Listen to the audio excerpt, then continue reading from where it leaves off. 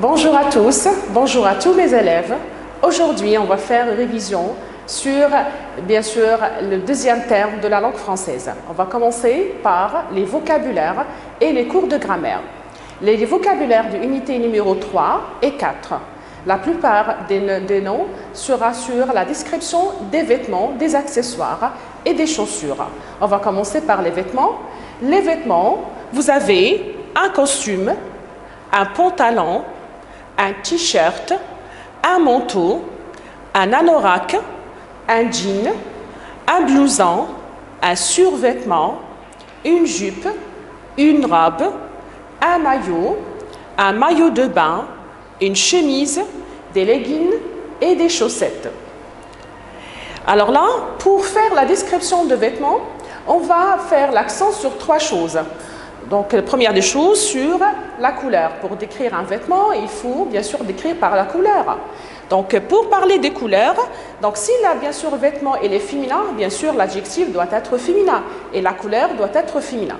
Donc, la première règle de nos niveaux de grammaire, comment je peux mettre l'adjectif au féminin? Tout simplement, je dois mettre « e » à la fin. Bon, par exemple, ici, vous avez l'adjectif bleu. Pour le mettre au féminin, on doit ajouter « e » à la fin, donc ce sera la même chose au niveau de la prononciation, mais par contre, on doit mettre « e » à la fin.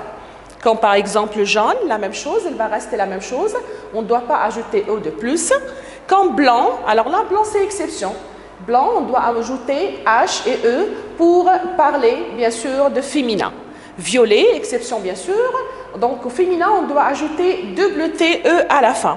Et marron, c'est parmi les couleurs qu'on ne peut pas le mettre au féminin et bien sûr, on ne peut pas le mettre au pluriel. Par la suite, vous avez le pluriel des adjectifs des couleurs. Comment je peux mettre un adjectif au pluriel et certainement bien sûr de couleur parce qu'on parle de la description de vêtements. Donc la règle générale pour mettre l'adjectif au pluriel, on doit mettre S à la fin, bien sûr, à la fin de l'adjectif. Quand par exemple noir, on a mis ici S à la fin, ce sera la même prononciation, mais par contre, il y a S à la fin. Comme gris, ça reste la même chose parce qu'il se termine avec S.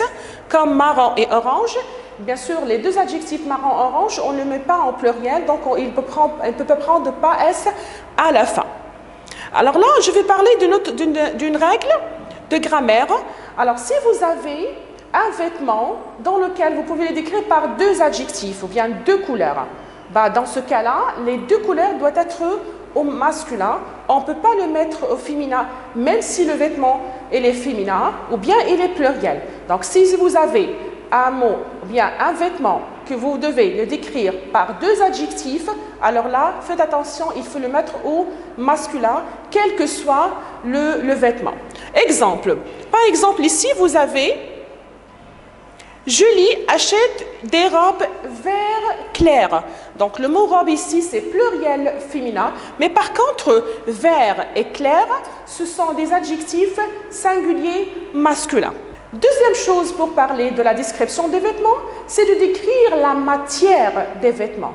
Les matières que les êtres humains, bien sûr, peuvent porter sont le coton, la laine, velours, la soie, toile et le jean. Alors là, ce sont les matières qu'on peut le mettre. Et bien sûr, vous avez quand même la cuir parmi les matières qu'on peut mettre.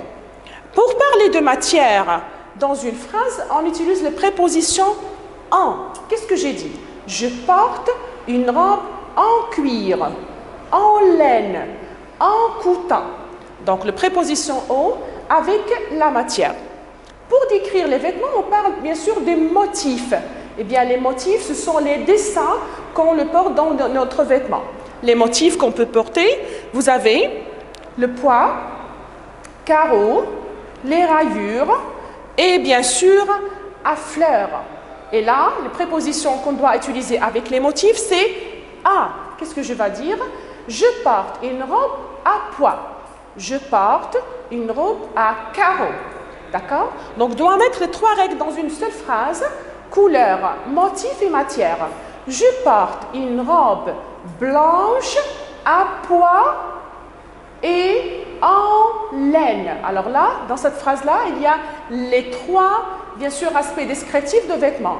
Couleur, matière et motif. Autre chose, bien sûr, dans notre unité numéro 3 et 4, on a parlé des adjectifs démonstratifs. On a dit que les adjectifs démonstratifs en français sont 4. Il y a ce, cette, et c'est. Ce, c'est eux, c'est avec les noms singuliers masculins. Cette, c'est avec les noms singuliers féminins. Cette, avec un seul T, c'est avec un nom qui est singulier, masculin, à condition qu'il commence par un voyelle. Et c'est avec les noms pluriels, que ce soit masculin ou féminin. Autre chose, on a pris le nom des chaussures et des accessoires. Donc, révisez avec moi. Vous avez des gants, des lacets, un bonnet, un foulard, un bracelet, un collier, un foulard, un chapeau, un sac à main, une bague, une ceinture, une écharpe, une casquette, une montre, une sacoche, des lunettes de soleil, des lunettes de vue et des boucles d'oreilles. Alors là, c'est révision sur le vocabulaire, soit les accessoires ou bien les chaussures. Pour parler de la matière des accessoires, vous avez des matières, des accessoires, vous avez l'or, vous avez l'argent, le cuir et le plastique. Et la même chose pour parler de matière, on utilise les prépositions en, on dit « je porte une bague en or » ou bien « j'ai une ceinture en argent ». Les chaussures en français. Il y en a plusieurs types de chaussures. Il y en a des chaussures qu'on peut porter à la maison, qu'on peut porter au club, qu'on peut porter à l'école.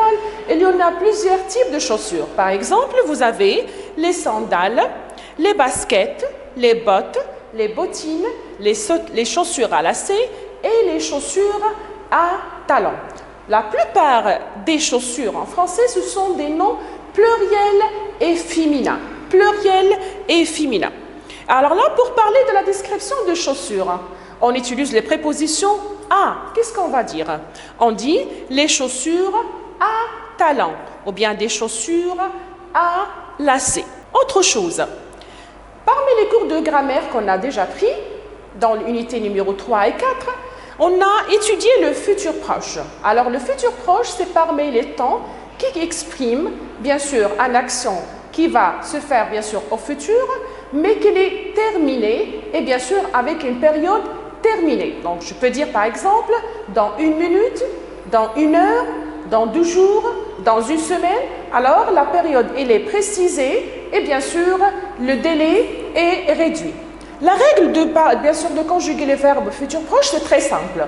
On met le sujet, plus le verbe aller au présent, plus le verbe à l'infinitif. Par exemple, on dit « Demain, je vais aller au zoo ». Alors là, vous avez le verbe « aller » qui est bien sûr conjugué avec le pronom « je ». Et bien sûr, vous avez par la suite le verbe « aller » à l'infinitif. Autre cours de grammaire qu'on a pris, bien sûr, deuxième terme, l'impératif. Pour parler de l'impératif, on parle tout simplement de 3 sujets. Donc, il y a le « tu », « nous » et « vous ». Le deuxième, bien sûr, pronom singulier. Premier pronom pluriel et le deuxième pluriel. Et les règles, c'est très simple. On va commencer par les groupes. Le groupe numéro 1, le premier groupe, qui se termine avec ER, comme par exemple le verbe écouter. Si on utilise bien sûr le conjugué verbe avec les 3 pronoms, donc tu écoutes, nous écoutons, vous écoutez. Alors tu, il y a une exception. On efface le S à la fin. Comme vous avez dans l'écran, écoute, écoutant, écoutez. Et la même règle pour les verbes de deuxième groupe, on n'ajoute rien et on n'efface rien pour la conjugaison des verbes, mais bien sûr pour la troisième groupe, il y a une exception.